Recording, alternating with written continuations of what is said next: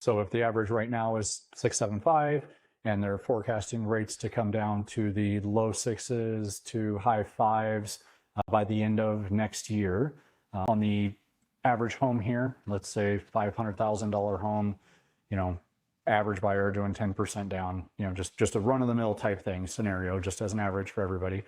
If we go from 675 to the 5.9 or 6%, at a sales price of $500,000, how much of a difference is that going to make on someone's payment? It's going to be somewhere around maybe $180 to $190 per month. If you factor in maybe the mortgage insurance based on the loan amount and things like that. So it's about 180 to 190. That's going to be your savings if you were to wait. But there's a little bit more to that. So I think that's where you're going with this, right? Is that we have some forecast on the appreciation side of things too, on the real estate. Yeah, for sure. So with the supply and demand, balancing out the market, and the interest rates, if they come down, it's going to increase affordability for a buyer, which could create more of a demand of buyers for homes that are on the market, and especially at the average price, we'll probably see a bigger hit on that.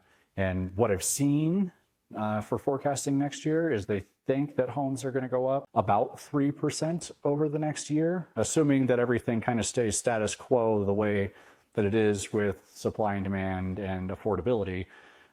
They're still forecasting prices to go up about 3% next year.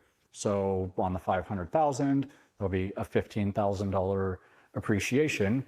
How much of an impact would a 15,000 higher purchase price, how much of an impact would that have on a monthly payment? Yeah, so that's what's interesting, right? Is if we were to wait until, like, let's say we're going to buy maybe the first month, we're going to buy in January, but we're going to wait until rates get to that optimal level, maybe sometime November, December of 2025. I just off the numbers we talked about, $180 to $190 monthly savings, that sounds like a win. However, if the price of the house that you're seeking just went up 15 grand, you're going to claw back somewhere between $60 and $70 of that.